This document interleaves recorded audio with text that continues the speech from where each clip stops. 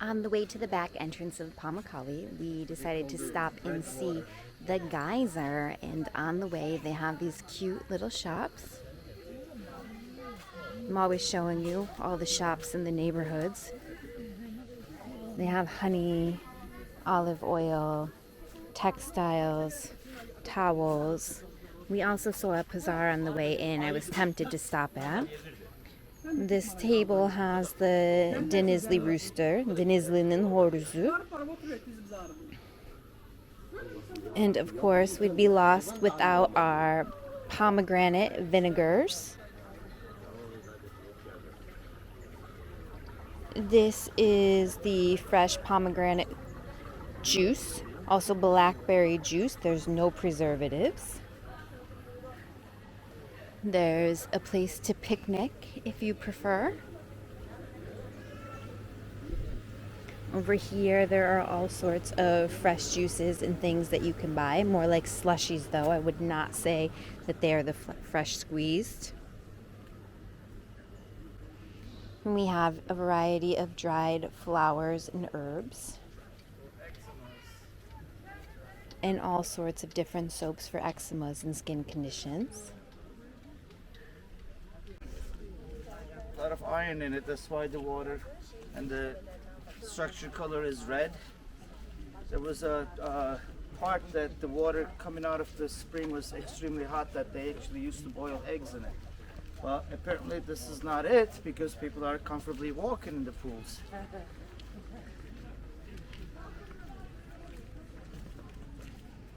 It's a smaller version of the travertine pools on the hillside. I guess from Ulash's voice, he's a little disappointed that it's not boiling hot water at this moment.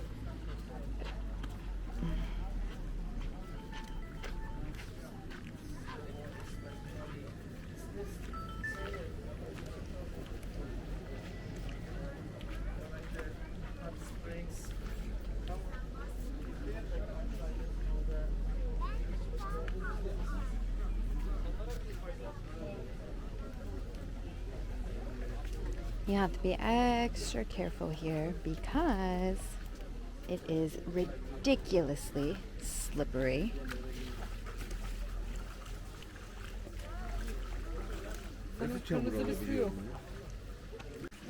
We just came to the source of where the water comes out. We've washed our face, we've put it on our various eczemas.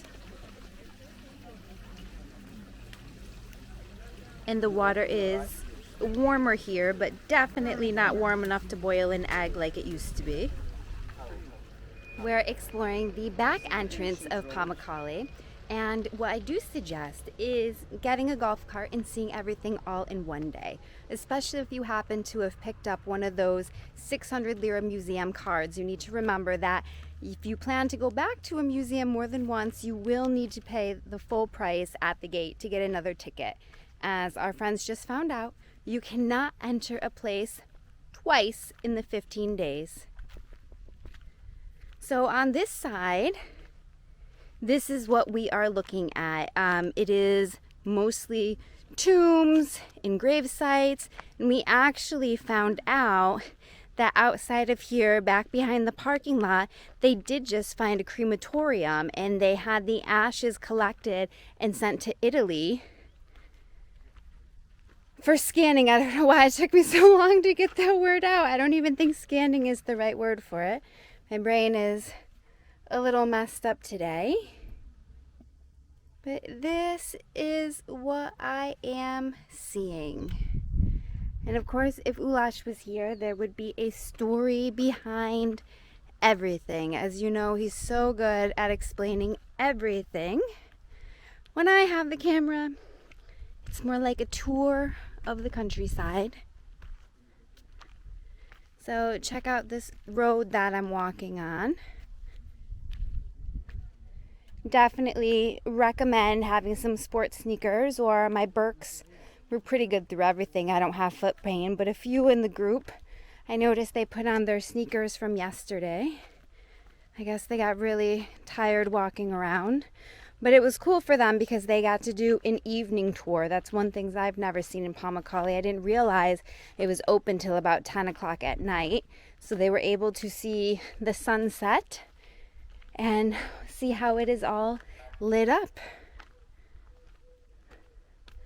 But it is pretty cool. I can't say that I am going to go in any of these tombs because I am terrified of some bad juju getting on me.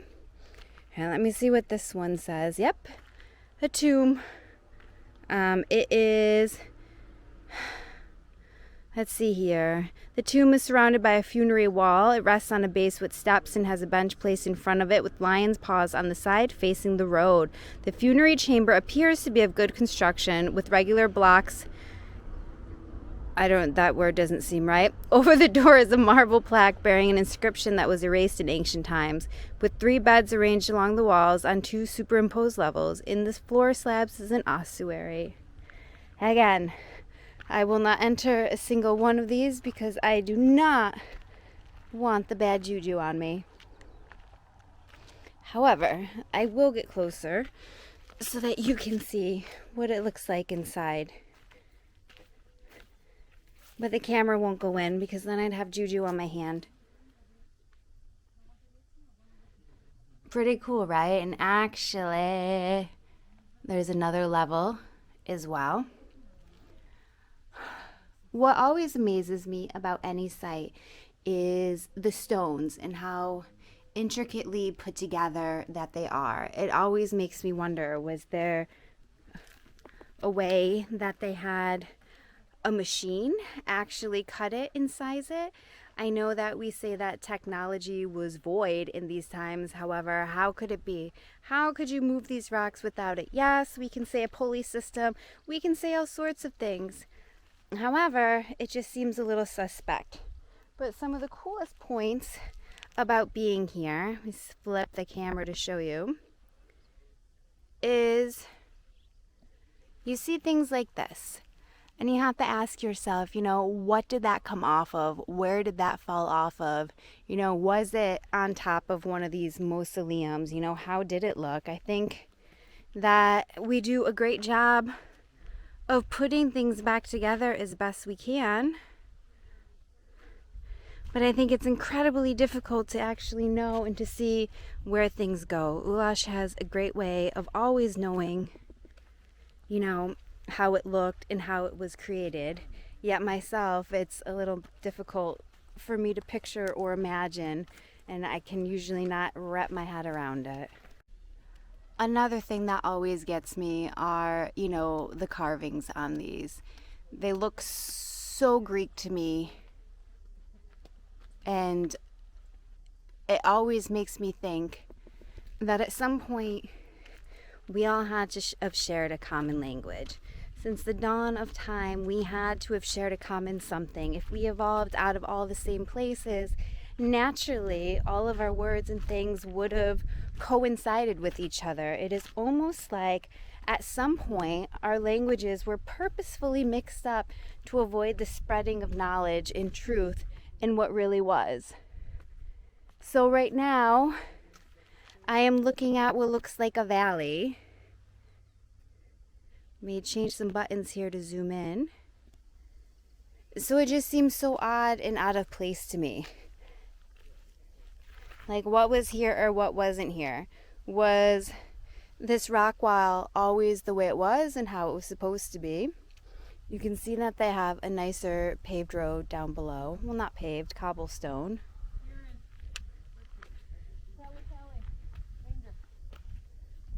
But it always amazes me, in which century did what get added on? Because if you look, there's thicker slabs on the bottom, and then at the top it gets smaller and smaller and smaller. And sometimes on these structures it seems to be that way as well.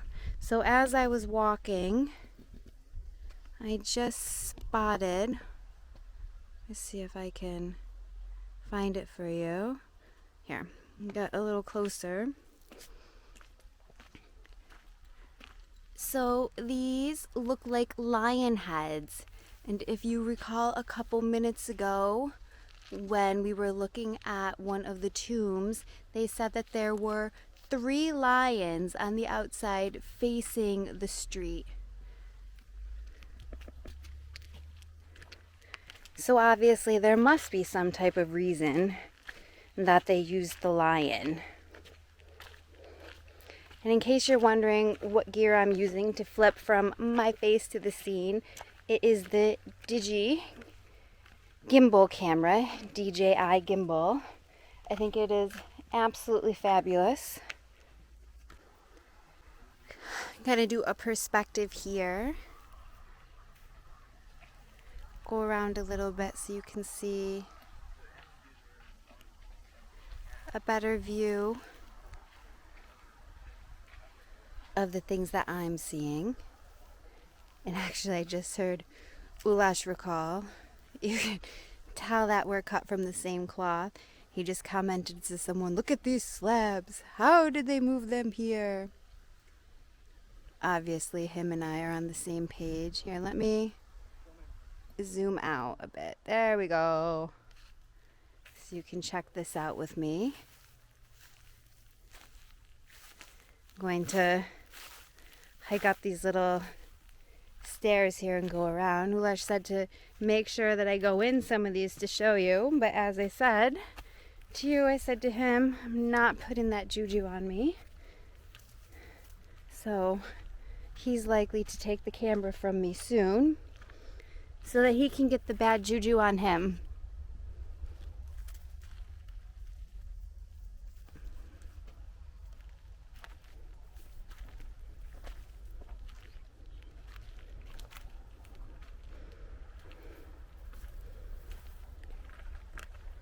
Why I climbed up here in the first place was I wanted to show you this structure. I'm gonna head nearly close to it but not go in. Ah, I love how Ulash isn't scared of anything. This is a layer. The older ones looks like they did have another, with the indentations here, if you could tell, there was another story like the other ones. They were like double deckers, as if they were bunk houses. I'm sure they did lay bodies as to the reason there are steps going to the floor, the second level and a third level. And imagine this being all enclosed back in the day. And it's nice and cool here on 100-some degree weather. I would like to note that this is from the Friggin era. It is not from the Roman Empire, as I just overheard Ulash explain to somebody. I can't tell you what era that is, but I'm sure on the bottom of this video he will have something written with more about it, or a voiceover. So this is a different angle of what I am looking at. I am up above.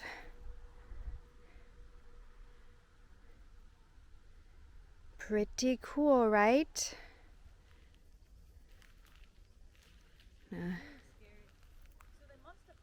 Flash around and show you.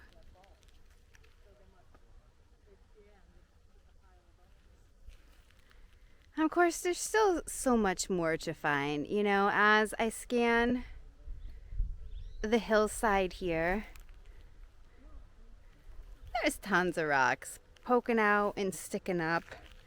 You know, I think at some point you can only excavate so much and in such a location. You know, when does the money run out? When do the funds run out? Or perhaps, since this all seems to be many tombs, they were like, well, we've got 50 tombs will suffice. Let's check out another area. Oh, I have a little lizard. Let me see if I can zoom in to show you. Do you see him? I'll try to get closer. Oh, he's moving.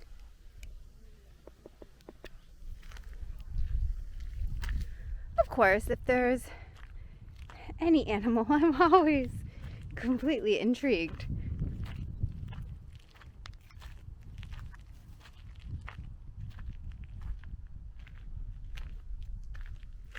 It is all just absolutely beautiful, though. Like, I do enjoy walking in it because I feel like your body can't help but pick up an energy from a place. You know, whether you're grounding yourself in the nature because there's no Wi-Fi, you know, there's nothing interrupting you. It's just you, the earth, and all of this ancient energy. It's just always makes my soul feel good just to be around it and be a part of it. You know, I know a lot of people come searching for knowledge, but for myself, I just really adore being outside, and I look at it as a hike. You know, what can we see here? What energy can we take from here? And also, what part of our presence can we leave behind? I think just as much that we leave our energy and imprint in this world just the same way as everybody else who passed it before us did. This is another tomb that, pardon, sometimes my phone is in the wrong mode, my camera rather. I'm going to take you in here. So at the top, there is an emblem where it arches, and I can't really make out what it is, but it's a disc, and there had to have been something carved on it. You know, something with meaning, whether it was one of those faces that we saw or whether it was another lion that we saw. Let me show you here. Those obviously are not skylights. It's just they haven't found the rock yet that fits on top of it. A part of me almost wants to go lay in it because it's so hot. But yet still, I can't dare do it. As it is, I'm probably going to sage my hand because my camera has come too close to it. And it's not because I just talked about, you know, leaving energy behind and whatnot, but I feel like all of these are places where, you know, someone's loved one was put to rest. You know, that's where their remains were kept. I don't want to say that they have like a bad spirit juju. It just seems wrong to purposefully disturb and upset a place where somebody kept their loved ones that was so sacred to them. I was taking a walk and I happened to notice one mausoleum in very, very good shape. So I'm reading it here, and it's tomb 114. Inside are 3 beds in the ossuary. On the roof, a broken sarcophagus, and I was wondering how that could be, and they're saying that it is the result of an earthquake. Now, there is an inscription that mentions that the occupant was Alios Apollinarios and his wife Narasha Apollonis, and on the facade is an inscription of great interest which refers to the punishment inflicted upon those who violate the sarcophagi, as well as the fines that it invokes disease, misfortunes, and punishments in the next world. So see, I am definitely not wrong for going in. And actually, as I was talking to you guys about that, I thought about in my first marriage when I was here before we got married, how I thought it would be funny to scare someone and jump out of one of the sarcophaguses. So now I'm wondering if that's what put like a bad spell on the marriage. However, it was probably meant to be doomed, and it's best that it's over. But that is interesting that this just actually verified everything that I was saying. So let me show you what caught my eye here. Let me get a better look. And I'm going to test out zooming in for you. Just bear with me here.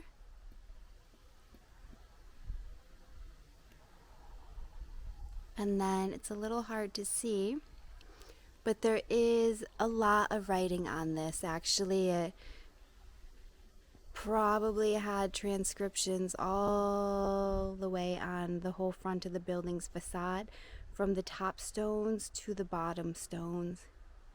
And I'm a little nervous to go near it, so I apologize, but I am not going to be taking you into it. So Ulash pointed out that there are 3 lions here, and again, there must be some significance to the 3 lions facing the road, as I've mentioned a few times.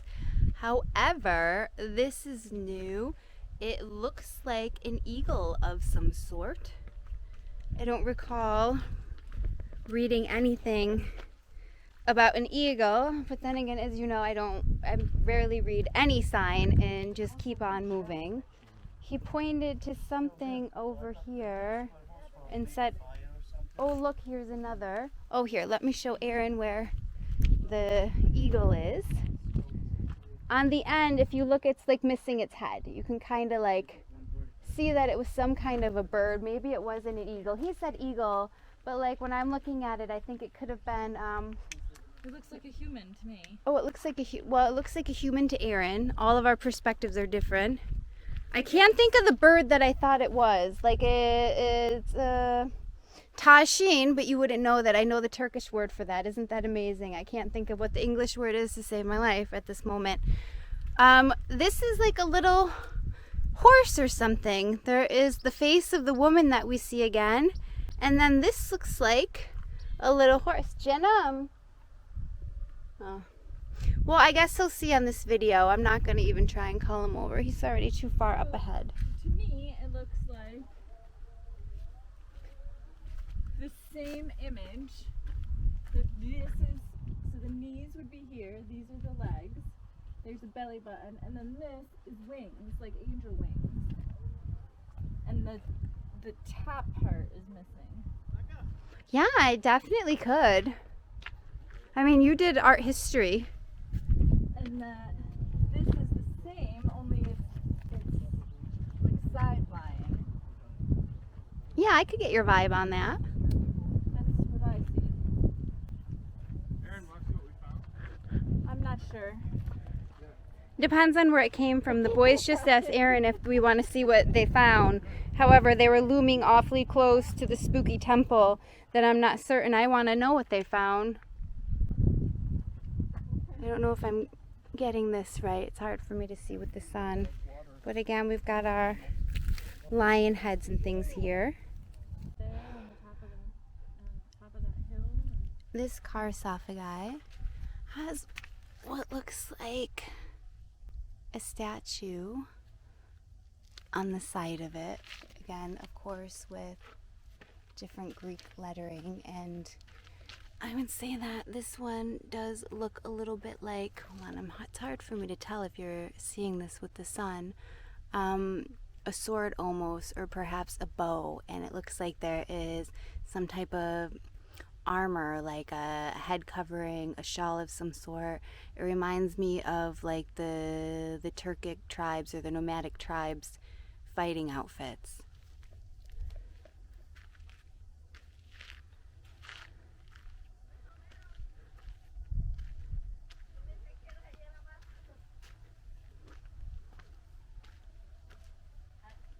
More of those.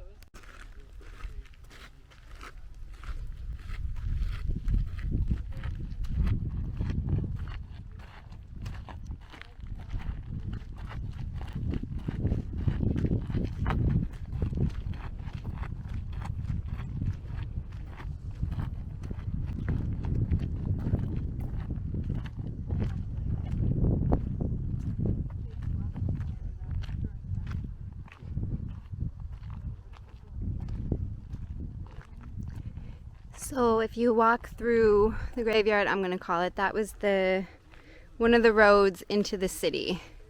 So these must be, as we get closer to the travertines, the larger, more decadent buildings. Of course, here we just have some more sarcophagi and whatnot. But this is called the Baths Basilica. Because why not take a bath before you come in? We have arrived to the northern gates of the ancient city of Hierapolis. We walked through the necropolis behind those trees, The tall structure in the background with the two arched entrances was the bath house. You had to bathe before you could enter the town. This was an olive oil processing center. You can see the urn that was placed below the big rock that you can see the spout as they process the olive oil would leak into the big urn. And here is the actual structure. What do we think This was an olive oil processing center.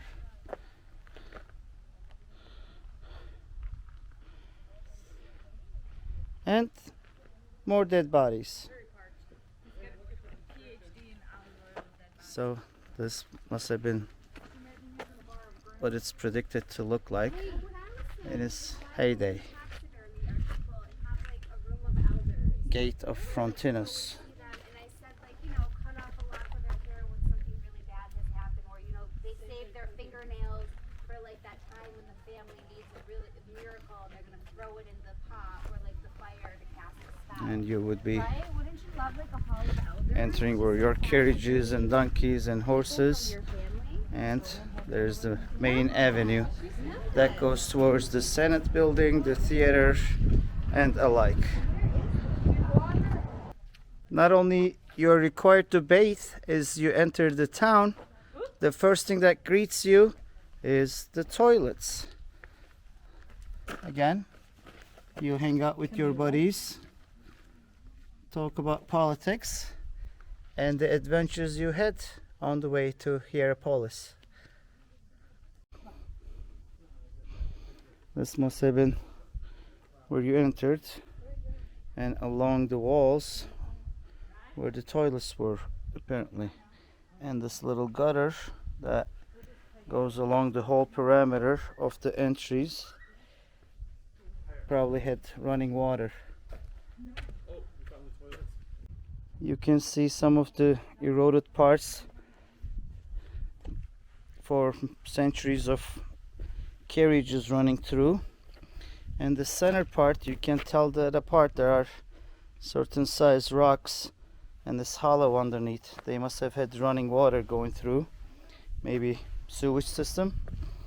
And look at the eroded rocks of centuries of, again, maybe the cart wheels running over them.